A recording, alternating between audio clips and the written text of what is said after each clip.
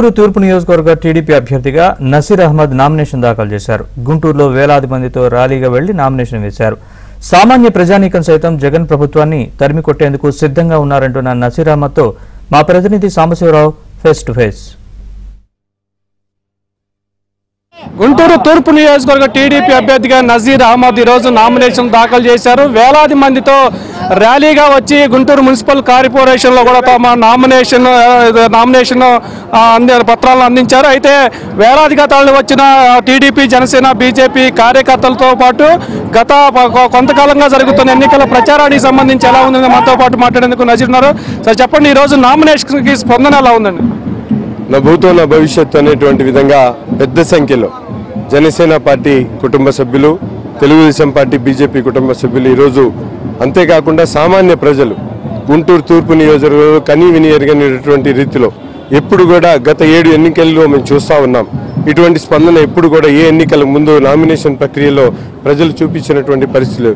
దీనికంతటికి కారణం ఈరోజు సైకో ముఖ్యమంత్రి ప్రజలకు చెప్పినటువంటి ఏ ఒక్క వాగ్దానాన్ని కూడా నెరవేర్చకుండా, ముఖ్యంగా స్థానికంగా ఉన్నటువంటి శాసనసభ్యుడు ఈరోజు ప్రజలను అనేక రకాలుగా మభ్యపెట్టి పూర్తిగా ఈ ప్రాంతాన్ని నిర్లక్ష్యం చేసి అభివృద్ధిలో అమ్మడ దూరంలో పెట్టినటువంటి పరిస్థితులను ప్రజలు అవగాహన చేసుకొని తప్పకుండా ఈ ప్రాంతాన్ని న్యాయం చేయాలంటే నసీర్ అహ్మద్ని గెలిపించుకోవాలనే నినాదంతో, ఒక ఆలోచనతో తెలుగుదేశం, జనసేన, బీజేపీ కూటమిని ప్రజలు పట్టం కట్టడానికి సిద్ధంగా ఉన్నారనేటువంటి విధంగా పెద్ద ఎత్తున తరలి వచ్చినటువంటి ప్రజానికానికి హృదయపూర్వకమైనటువంటి ధన్యవాదాలు తెలుపుతూ, ప్రతి ఒక్కరి ఆకాంక్షలను, ప్రతి ఒక్క ఆలోచనలను, ఆవేశాలను అర్థం చేసుకొని వారికి తోబుట్టుగా నిలబడడానికి సిద్ధంగా ఉన్నారని చెప్పి కూడా తెలియజేస్తా ఉన్నాం. గుంటూరు తూర్పు నియోజకవర్గంలో అత్యధికంగా పేదలు ఎక్కువగా ఉంటారు. స్పందన ఎలా ఉంది ప్రభుత్వం మీద కానీ ఎన్నికల సంబంధించి?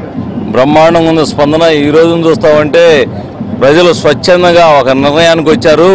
అభివృద్ధి కావాలంటే తూర్పు నియోజకవర్గంలో చాలా ఈ 5 సంవత్సరాల కాలం ఇబ్బందికరమైన పరిస్థితులు ఎదుర్కొన్నారు. అభివృద్ధి అనేది రాకుండా పోయింది. డెఫినెట్గా తెలుగుదేశం పార్టీని తీసుకొచ్చుకోవాలని చెప్పేసి నజీర్ అహ్మద్ని, అట్లానే వెస్ట్ అభ్యర్థి అయినటువంటి గల్లా మాధవ్ గారిని, పెంసాని చంద్రశేఖర్ గారిని భారీ మెజారిటీతో గెలిపించడం ఖాయం. ఇక్కడ వచ్చినటువంటి జన సముద్రాన్ని చూస్తుంటే వాళ్ళు ఆల్రెడీ డిసైడ్ అయ్యారు.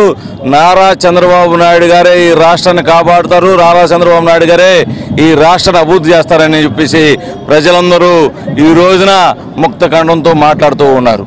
సరే, తూర్పు నియోజకవర్గంలో వ్యాపార వర్గాలు ఎక్కువగా ఉన్నాయి. వ్యాపార వర్గాల నుంచి స్పందన ఎలా ఉంది?